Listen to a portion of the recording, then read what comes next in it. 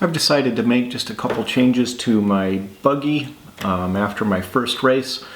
Some things I noticed were that on straightaways, if I got on the gas too much, for lack of a better word, the back end would go squirrely.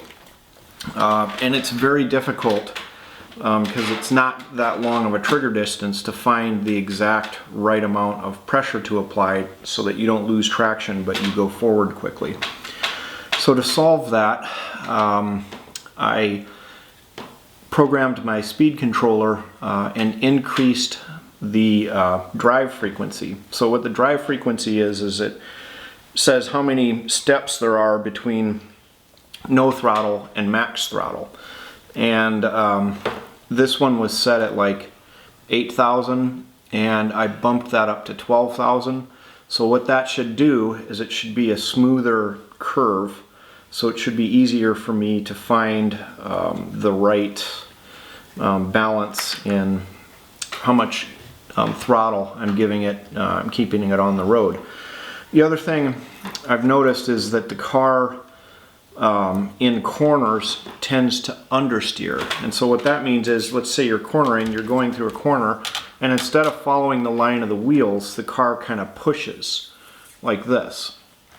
So there's a couple ways you can solve that, and probably the easiest way is to soften the front springs and the front shock fluid.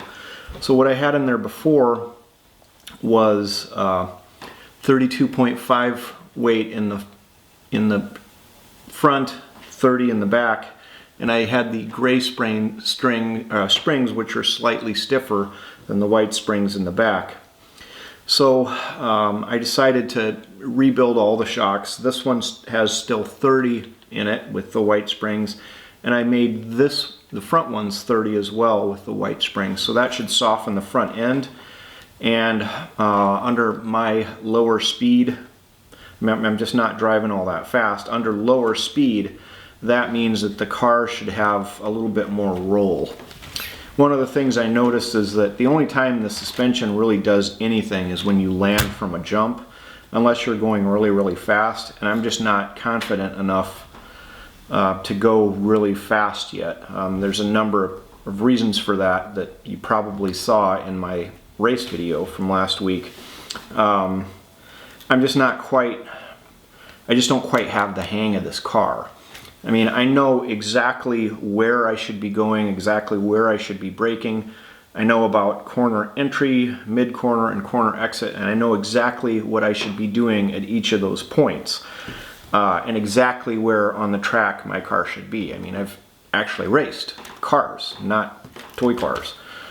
So I know, but I just can't make the car do it. I'm just not there yet. The other thing I changed is I changed the camber length on the back. So what does that do? Let me show you. So you know that camber is the angle that the tire forms when the suspension is at rest. And both up front and up back, I have a -1 degree camber. And that should help keep the tire flat during cornering so that you have a bigger traction patch than you would if the tire was straight up and down. There's another thing that happens though when you compress the suspension. So notice that each of these wheels has a certain angle, a certain camber angle to it. When I compress the suspension, the camber angle steepens.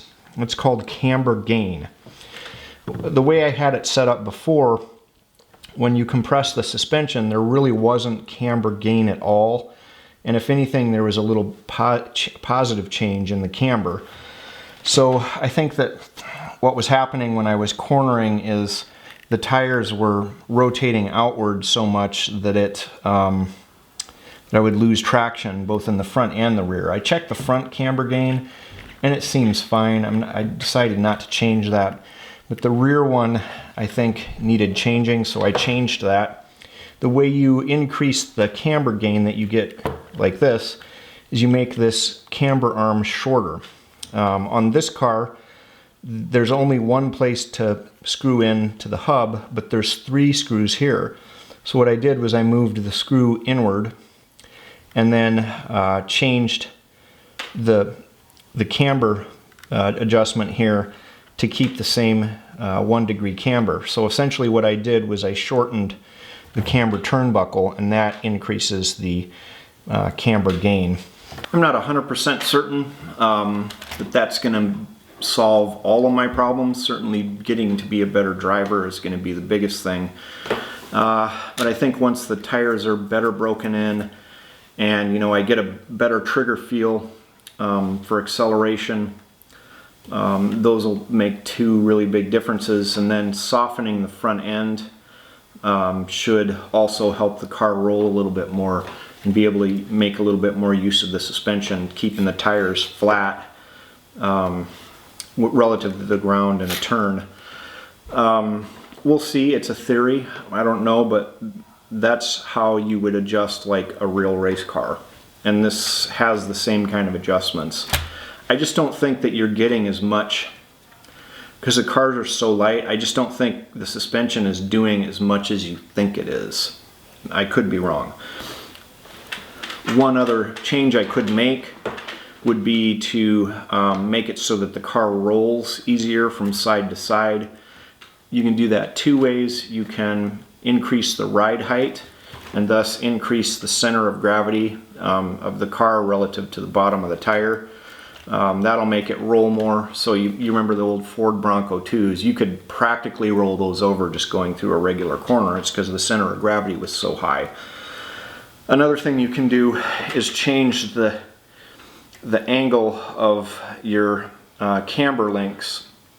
And I can't remember which it is. I think you make them more steeper, and that'll change something called the roll center, which will also make the car roll easier and be able to make use of the suspension more. But I decided to just go with the shocks, changing my radio settings a little bit and changing the camber, increasing the camber gain on the back, and hopefully that'll do something, and hopefully I'll get some practice in.